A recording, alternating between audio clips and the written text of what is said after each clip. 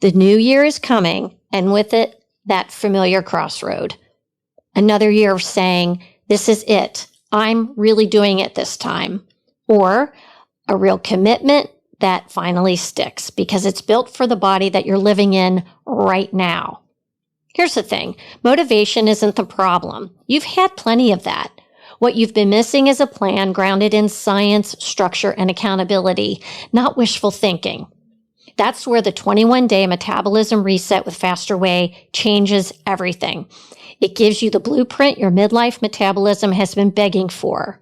Smart workouts, dialed-in macros, real food, real support, and a roadmap that actually makes sense for women in midlife. No more guessing, no more starting over every January 1st, no more promises you can't keep because the plan wasn't built for you in the first place. If you want to start 2025 feeling strong, energized, and in control, this is the place to begin.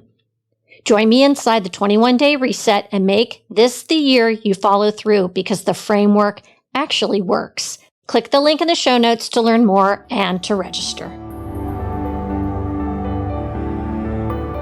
Health, wellness, fitness, and everything in between. We're removing the taboo from what really matters in midlife. I'm your host, Michele Folan, and this is Asking for a Friend.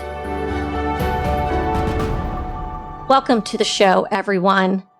Today's guest is the definition of women's health powerhouse.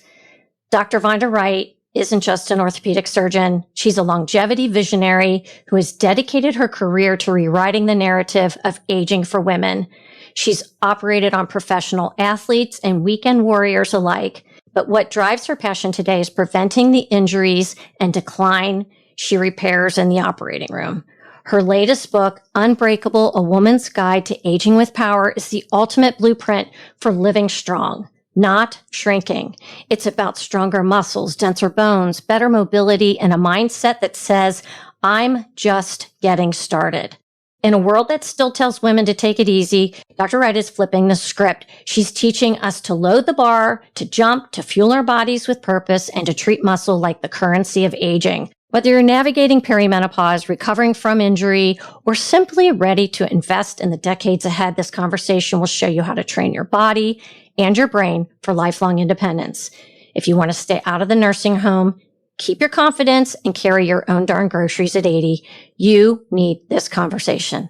Dr. Vonda Wright, welcome to Asking for a Friend. Thank you so much for having me. Well, I told Dr. Wright before we started recording that I am quite the fan, and I have been sharing her wisdom with my clients for quite some time now. And I know you have quite a following, and I wouldn't be surprised if many of our listeners already are fans of yours as well. You know, you have spent decades in orthopedics, and I'm really curious what led you to that specialty when you were first starting out. Well, you know, Michele, my first career in medicine was as a cancer nurse. And in 1989, when I graduated from college, there was such a shortage of nurses. When I graduated with a biology degree, they were offering people another bachelor's and a master's in 3 years if you would come and be a nurse. So I did that. And my master's degree is in cancer nursing, as I said. And it was there that I think I learned the life lessons about what's important, life and death, the value of a woman's health, the suffering that people go through. And it really informed my whole career so that when it was time to choose a different career, because frankly, I progressed really quickly in nursing and it was within a few years I needed to decide what direction I was going. When I went back to medical school, I really did expect to go back into oncology. And for a variety of reasons, I went into orthopedics, but it fits so well, or it either retrofits so well, or it fits so well, it guided this whole pathway in that I do not believe that aging is an inevitable decline from vitality to frailty. And orthopedics, especially the kind I do, I'm an orthopedic sports surgeon. So if I shift my camera, you'll see all these lanyards that and these are only a few of them I've accumulated over the years because I'm the doctor that stands on the football field or whatever field and runs out there when people are hurt, right? So my job is really aspirational, meaning I am here to make you walk again, make your shoulder work again, make you able to feed your family. And that is the same philosophy that I bring to the health of midlife women, because frankly, I think when women are told that, oh, you're just getting old, or, why don't you act your age? That is the world's biggest cop out, whether that comes from your doctor, whether that comes from your friends, or whether that comes from your own mind. That is a cop out to dying slowly over 40 years. And I just won't have it. And you've done surgery on thousands of joints and bones. Yeah. And I've heard you talk about those frail bones that you come in contact with. Can you talk about that a little bit and how challenging that can be as a surgeon to have to deal with that? Well, you know what? I think nobody thinks about their bones until the last year. Thank goodness I introduced it on another podcast, Diary of a CEO. And thank God it's caught on. The world is talking about bones because bones play so many roles in our body, from storehouse of minerals, incubator of our blood cells, master communicator. And yes, I contend to you, nobody thinks about their bones unless we're looking at them during Fashion Week, walking down the runway, right? Right. And because we don't think right? Oh, cheekbones, collarbones, look at those. But the reality is that many of us don't build good bone density when we're young. Maybe we don't eat enough. Maybe we eat poor things. Maybe we don't have periods for long periods of time and think that's a good thing when it's actually a bad thing. Or maybe when we're bearing children, we don't realize that our babies are going to eat our bones if we're not eating enough healthy food, right? And there's a entity called the osteoporosis of pregnancy that is real and results in spine fractures. And so, or maybe we don't think about it until we hit perimenopause and the rate of bone resorption, which is the taking away of bone, triples because we no longer have estrogen, which leaves us with vulnerable bones. And it is one thing for a surgeon. You ask the question, how does it affect me? Well, it affects me because when bones are like butter, it's hard to get instruments to stay in them. But I'll get over that as a surgeon. Women do not get over a major fracture. 1 in 2 women will have an osteoporotic fracture in their lifetime. And if that fracture happens to be your wrist, that's painful for 3 months. Or maybe it's your ankle. That's painful for 3 months and you're sitting around. But if you break your hip, 70% of all hip fractures occur in women. 30% of the time you die in the first year. And if you manage to live, 50% of the time you do not get to go home to your own house. And so when we think about bones, and osteoporosis is translated as holes in bones, well, it's a serious matter that we all need to think about. I was with my high school friends last week, and we're all 60, 61 years old. And I was kind of surprised how many women there have not yet had a DEXA scan. When do you typically recommend we get our bones scanned? Well, we don't get DEXA scans until later because insurance will not pay for them, number one. And number two, we don't think about our bones. I mean, unless you break one, nobody thinks about them. They just take them for granted. So it's not surprising to me that your girlfriends haven't had a DEXA scan or a REMS ultrasound to look at bone quality. But I get them on everybody. And I find poor bone density in 25-year-olds and 30-year-olds and 40-year-olds, in women who have been doing everything right. They're lifting, they're eating, they're jumping, still poor bones.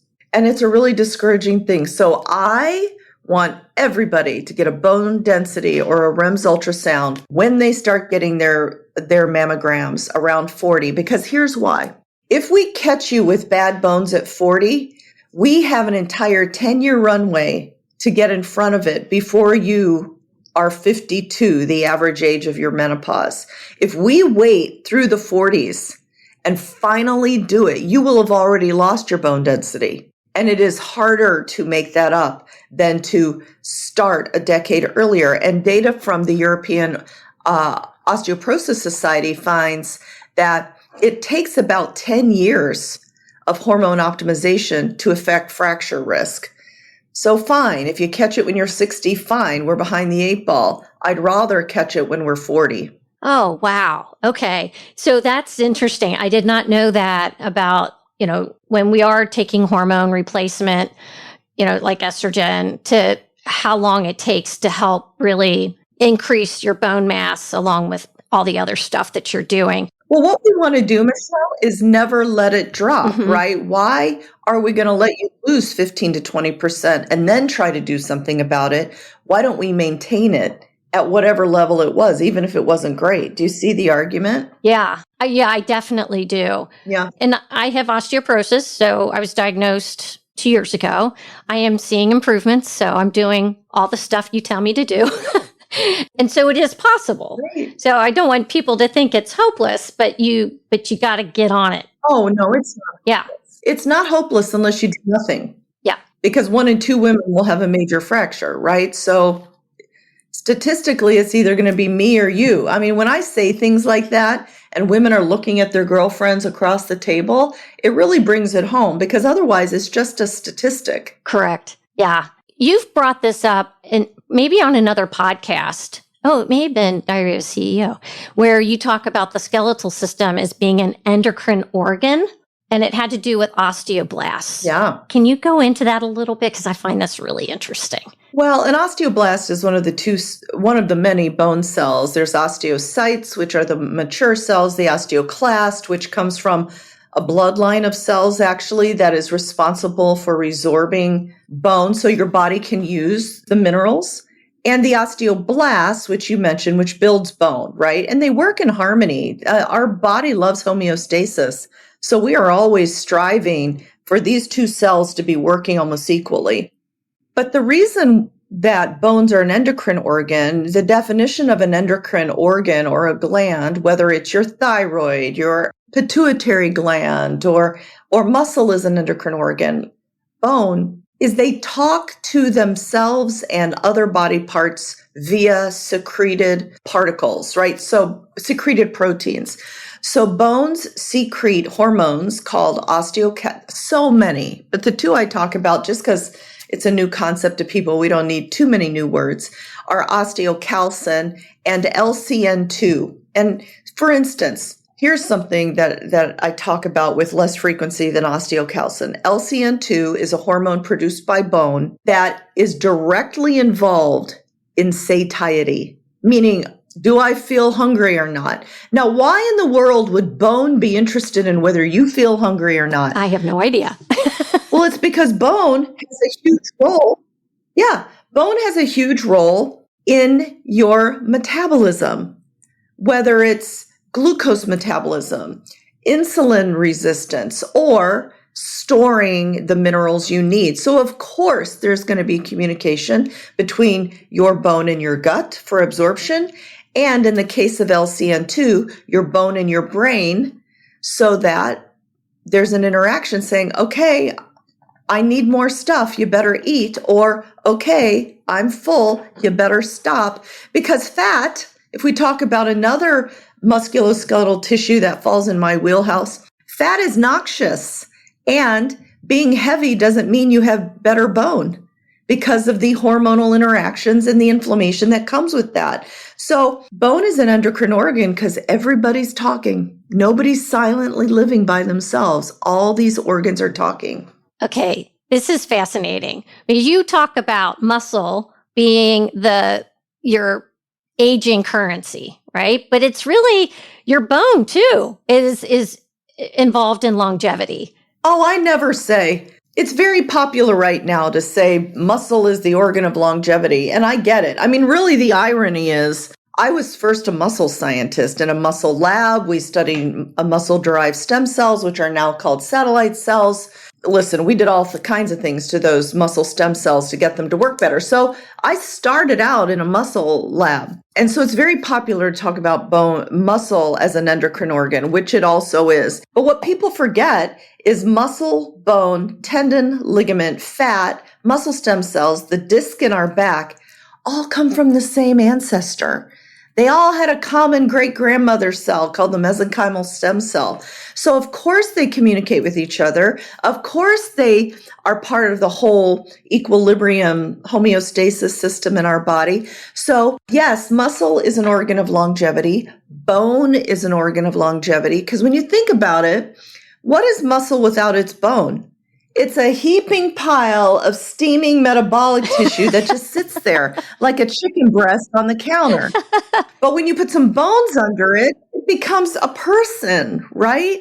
Yeah. Isn't that funny to think about? Yeah. Yeah. It's like hamburger versus a cow. Right. The difference is bones, right? So, Dr. Wright, we're going to take a quick break. When we come back, I want to talk a little bit about osteoporosis and jumping and impact. Peptides aren't voodoo. They're real science. They're short chains of amino acids your body already makes, just not as efficiently as you age. And it's not just GLP-1. There are peptides for longevity, anti-aging, skin, lean muscle, sleep, and recovery. But here's the key. Peptides don't replace a healthy lifestyle. You still need protein, whole foods, strength training, good sleep, and stress management. Peptides simply enhance the results of the work you're already doing. That's why I partnered with a peptide resource, a trusted medical team using evidence-based protocols and high-quality formulations. If you're doing all the things right and still feel stuck, peptides might be the supportive tool you've been missing. Check out the link in the show notes, create an account so that you can see all the peptides available. All right, we are back. Before we took a break, I wanted to talk a little bit about impact and jumping because I know women that get an osteoporosis diagnosis oftentimes are told not to do too much impact. How do we safely navigate this with still getting the benefits of impact for our bones? Well, I think women are told of a lot of things based on fear, not fact, as a baseline. Okay. So to tell a woman with fragile bones that she has to sit there and protect herself with what is that, bubble wrap is just wrong, right? Yeah. Because I'm going to tell you what happens when you wrap yourself in bubble wrap and don't do anything. It's like me putting a cast on your leg. When I put a cast on your leg, within 1 week, that cast is loose. Do you know why? Not because the plaster stretches. It's because you lose muscle mass. And if I look at your x-ray, you will have lost bone density. Yes. Right? So sitting still and doing nothing wrapped in bubble wrap is a surefire way to get weaker.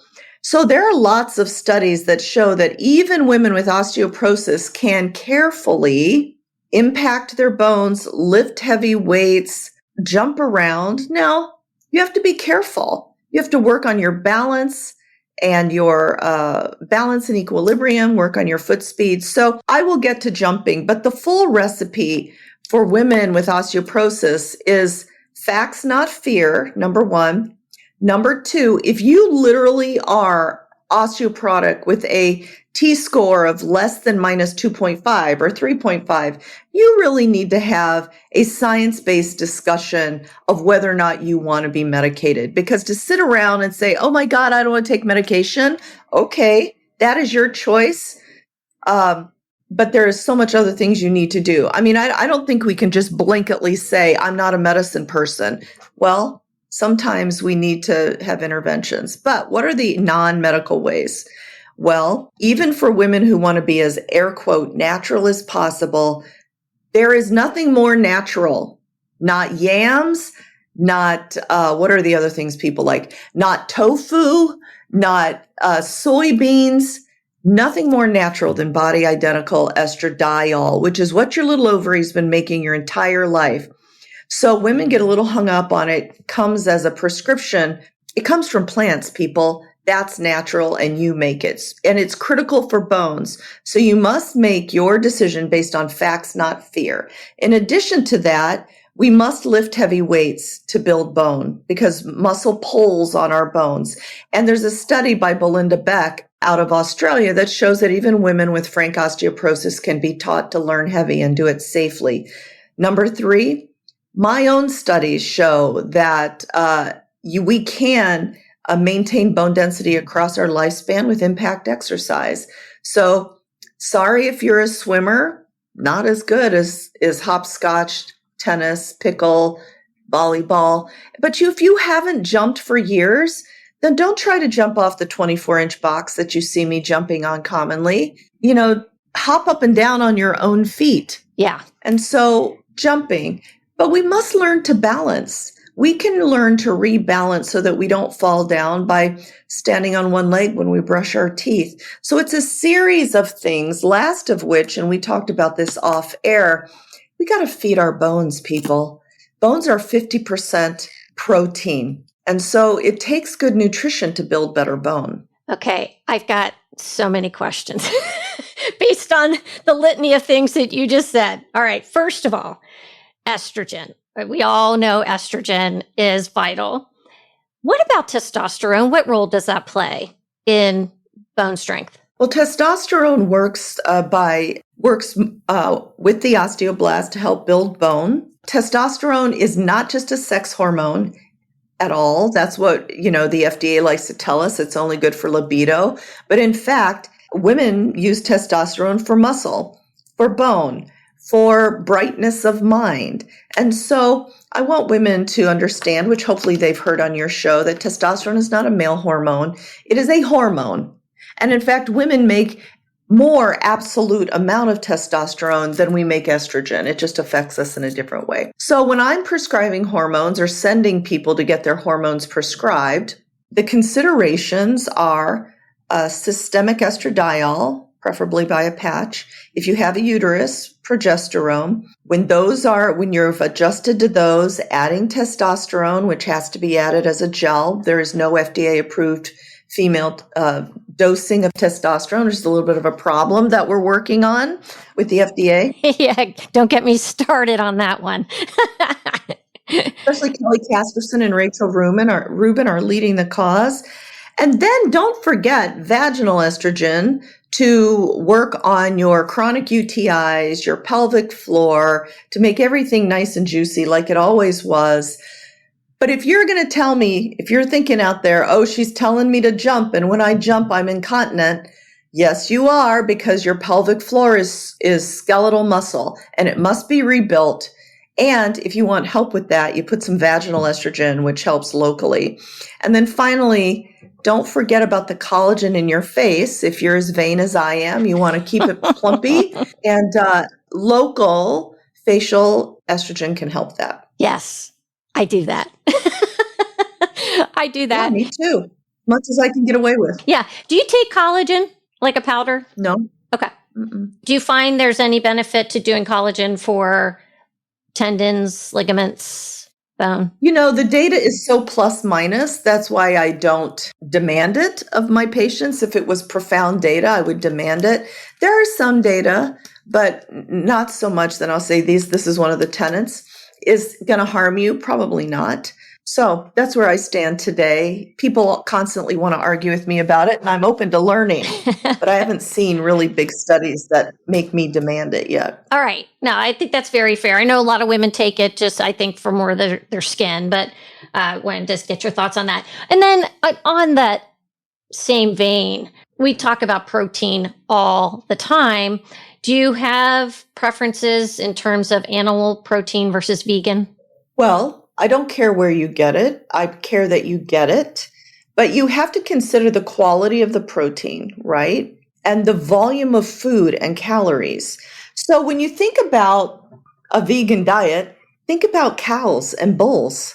They're all vegans. Cows and bulls are vegans. Yeah.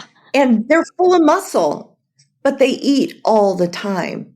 It is their job to eat. So can you get enough protein from a vegan diet? Sure you can. You got to friggin' eat all the time and get enough protein in. But you also must be mindful of the leucine load in your protein. Leucine is a essential amino acid, meaning your body can't make it. It's a branch chain amino acid, and it is the most powerful stimulator of muscle protein synthesis. And different foods have it in different quantities. The number one source of leucine is whey protein isolate that you get from milk.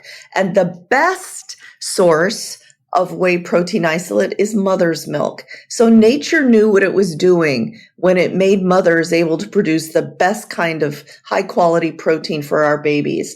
Well, adults, we get it from obviously animals, from cows. So whey protein isolate has about 12% leucine in it. And meat comes after that, 8 to 10. All the way down at the bottom is plant-based protein, which has 4 to 6% leucine. So not only do you have to eat more protein because it has lower protein content, but you also have to double up on leucine. So that's my explanation. I don't care how you get it. Okay. You can be a vegan if you want to, for whatever reason. You just got to not use it as an excuse to under-protein. All right. No, that's great advice. And I appreciate that because it does come up all the time with my clients. And so I wanted to kind of clear that up. Sure. And you did bring up how swimming doesn't really allow for impact to do what it needs to do to build bone. But what about Pilates and yoga? Because those are super popular. And I think people may be doing that in lieu of lifting weights. Why do you think it's so popular? I think they find it very relaxing. Yoga. Is that the point of working out? Well, not in my mind. I'm addressing your people now, aren't I? Right? What are we even in the gym for, right? Yeah. Yeah. Well, you know what? The only kind of Pilates that, I don't do yoga.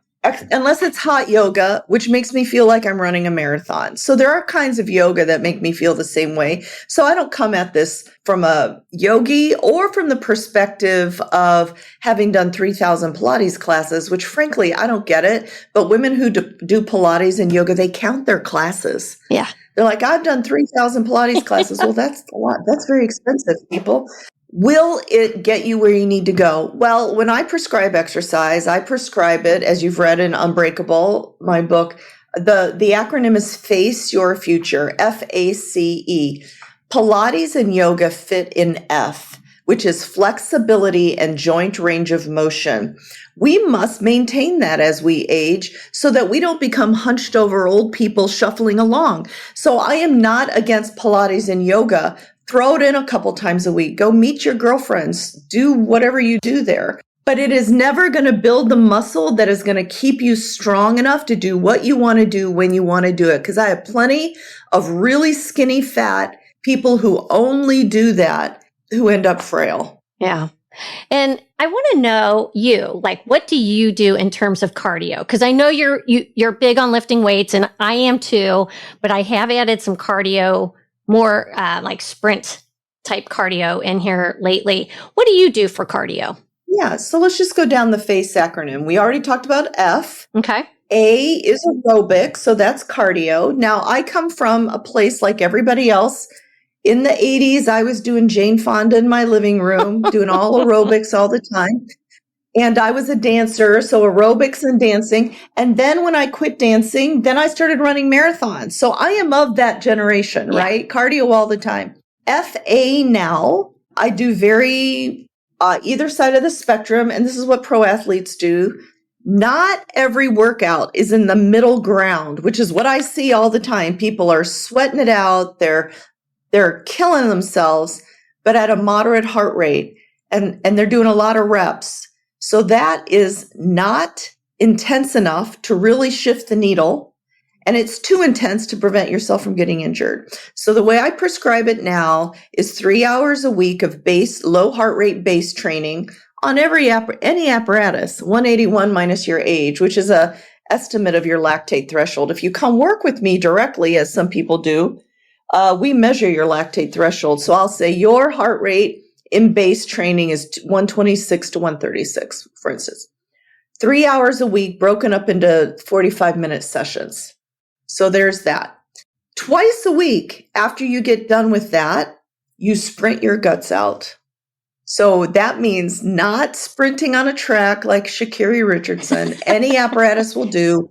In fact, I think the Alpine machine is harder than running on a treadmill, but you're getting your heart rate up to as fast as it will go for 30 seconds, and then you completely recover. So base training and sprint intervals. Hold on to the thought of sprint intervals. I am.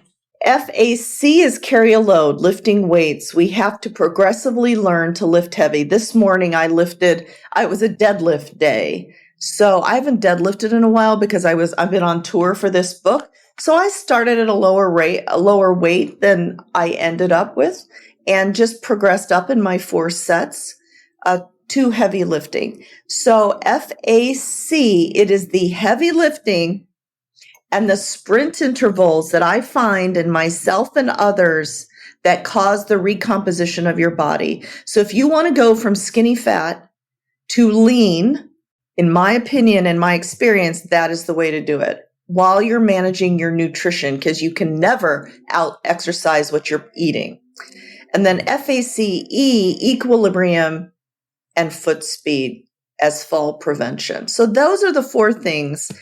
And that's how I do aerobics for myself and those I prescribe for. Okay. I love this.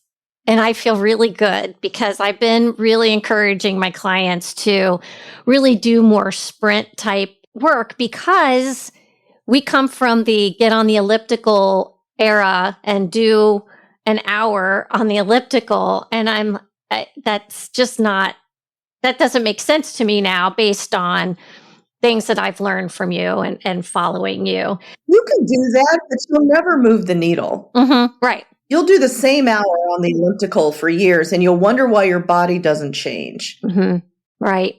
Mm-hmm. Well, and you mentioned about heavier load. And I know when I first work with clients, their propensity is to do 3 sets of 12 or 14 reps. And I think what you're saying is fewer reps, heavier weight. Work up to that. Michele, people need to ask themselves what they're lifting for. If you're a marathon runner and you're lifting for endurance, then lift the lightest weight possible 30 times because you're building endurance. If you're building just to pop out big muscles, then lift for hypertrophy. What you're describing is lifting for hypertrophy. There's nothing wrong with it. But even at 10 to 15 reps, the last rep, you must be at failure. Not, oh, I could do that another 30 times. You must be at failure. So you have to lift heavy enough to be at failure with those reps. But what are we lifting for in midlife and beyond? We are lifting for strength and power. It is power that predicts your fitness and longevity.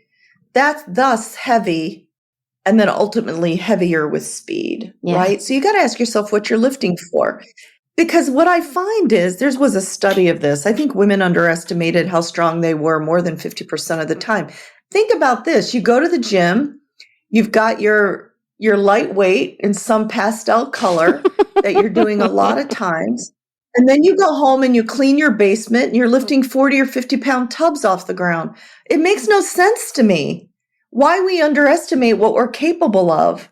Now, what makes sense to me is if you don't want to be injured, and that's when hiring a really good trainer who understands the midlife women's body is important. Yeah. And I've actually recommended, I don't know what you think about this, but for women that do have an osteoporosis diagnosis, is to work with a PT so that they learn proper form and function so that they're lifting correctly. But, but I hear what you're saying. It's just, sometimes we have to invest a little bit at the front end to just guide us so that we feel confident. I think PTs are, this is the way I do it in my office. For midlife women who come in with knee pain, who haven't gotten off the couch in years, but have a desire to, I send them to PT first to build their butt, core, and hip strength and to gain the confidence that they're not going to become wrecked.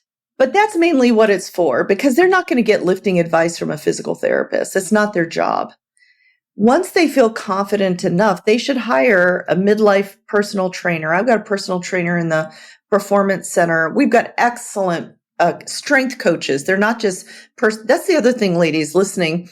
You need to hire a personal trainer who is more knowledgeable than just getting their certificate off the internet. You need a strength conditioning person, honestly. And I'm not trying to piss off personal trainers, but not everybody's created equally.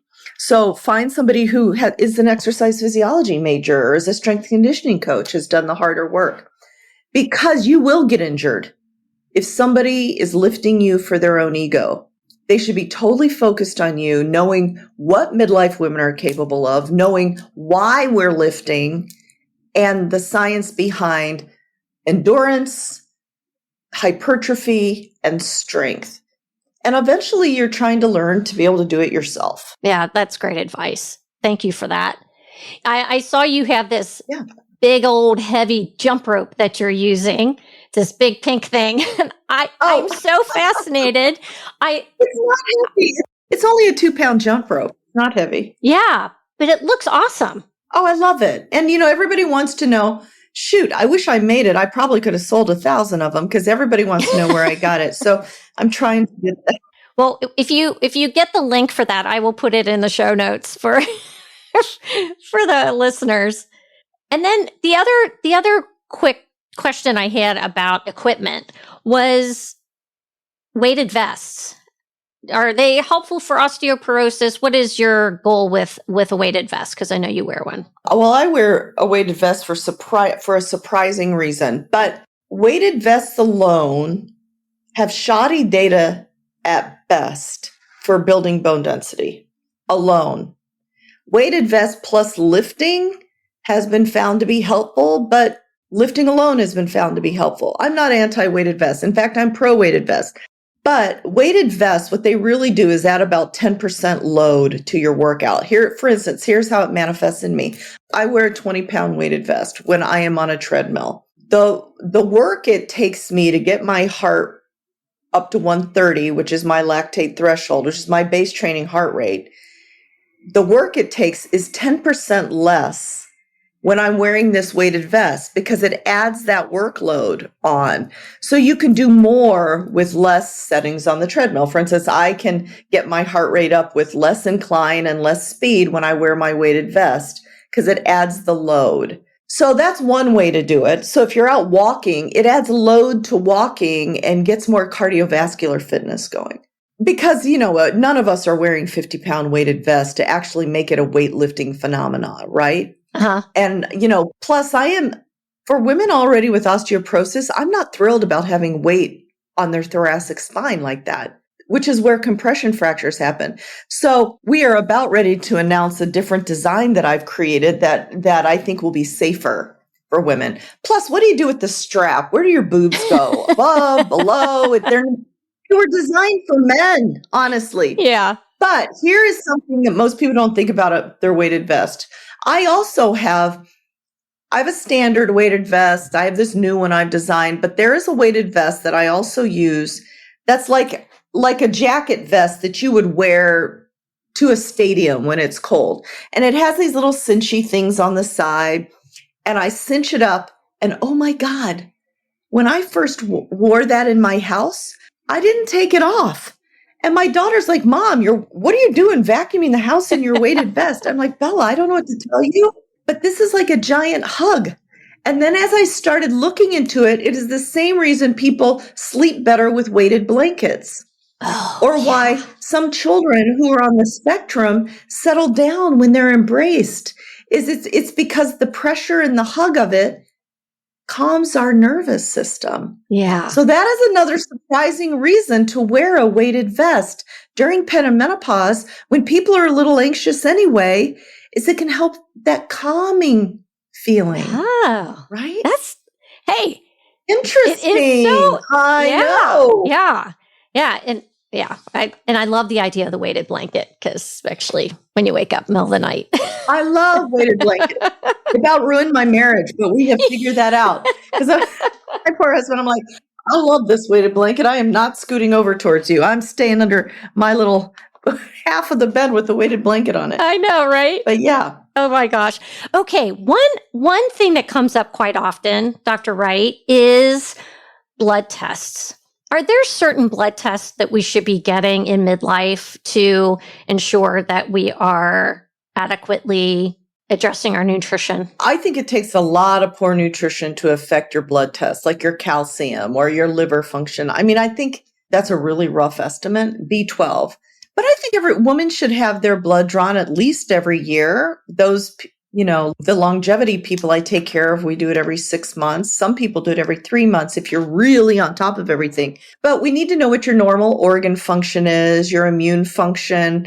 We should look at least your testosterone. I'm not a big proponent of measuring estrogen, but we certainly can. We can look at your inflammatory markers, which we do. I mean, I do draw a lot of blood when I'm working with people one-on-one. And there are some specialized labs, but I often have people come to me, and when we're preparing for surgery or something, I'll say, and what medical problems are you being treated for? What medications do you take? And they very often say, I do not have any medical problems and I take no medication.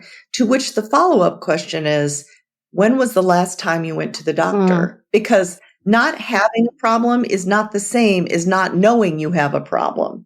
Right? Because your body's talking to you all the time through your blood and you just don't know. So if you haven't had an annual physical, go make an appointment to have one. Yes. And if you want to get deep into the woods on modifying your lifestyle and the effect that it has and your lipids, then get someone who will draw your blood every 6 months and then do the hard work in between. Yeah. How about vitamin D? We didn't bring that up, but vitamin D, is that something we should get levels on? What about vitamin D? Yes, vitamin D. Okay. Most of us are low on it.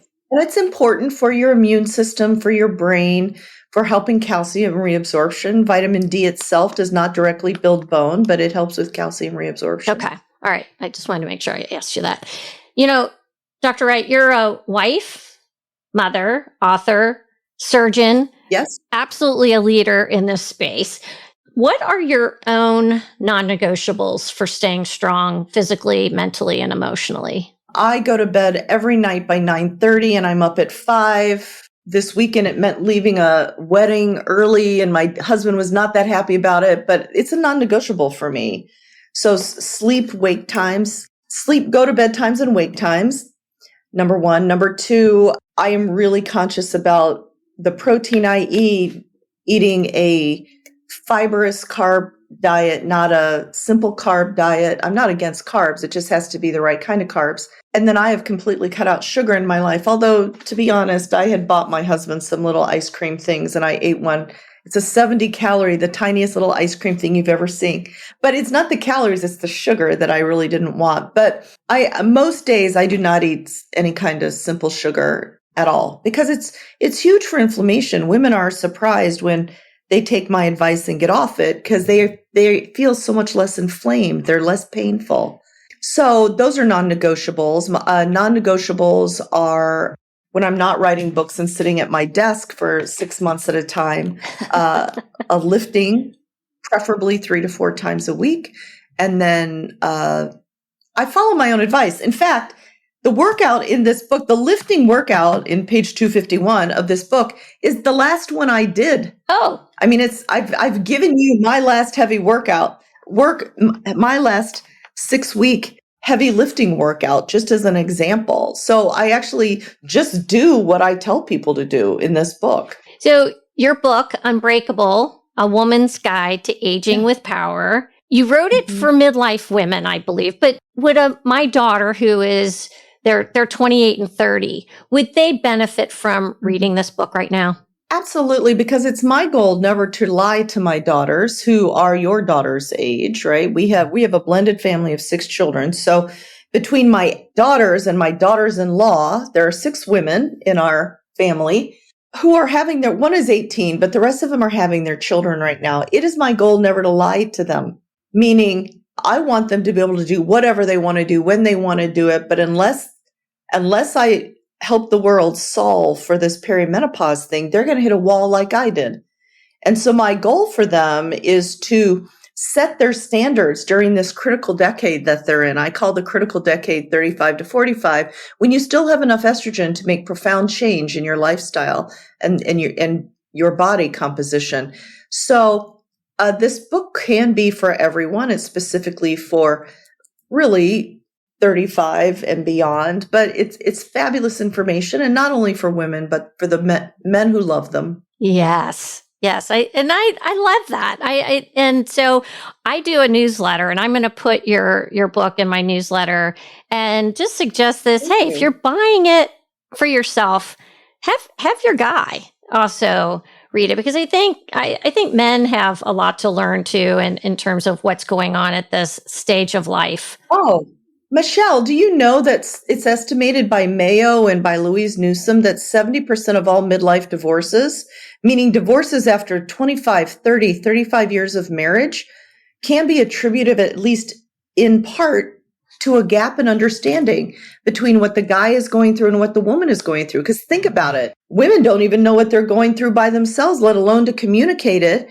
And men, when they're feeling low or they have erectile dysfunction, they go to the doctor, they get hormones, they get their ED pill, and then they trot home thinking that everything's going to be better, not realizing that for their partners in perimenopause and menopause, that sex feels like razor blades. Their brain is starved of estrogen and testosterone, and that there needs to be communication about what's actually going on.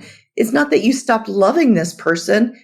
It's that physiologically you're a different person. Yeah. So if we can save some marriages by this work we're doing, it would be worth it. Absolutely. All right. On that note, Dr. Vonda Wright, where can the listeners find you and your wonderful work? Yeah, so every single day I'm on Instagram, which is Dr. Vonda Wright. I have a YouTube channel by the same name, which has all kinds of long form, because 90 seconds is never going to be enough. I have a podcast called Hot for Your Health. Listen, I am everywhere. And then, of course, if you want to know my deep thoughts, get Unbreakable on Amazon, or any bookseller has it, actually. Yes, absolutely. I will put all the links in the show notes. Dr. Vonda Wright, thank you for being here and speaking to my audience. This was so delightful, and I'm happy you're here. Thank you for having me. Thank you for listening. Please rate and review the podcast where you listen. And if you'd like to join the Asking for a Friend community, click on the link in the show notes to sign up for my weekly newsletter, where I share midlife wellness and fitness tips, insights, my favorite finds, and recipes.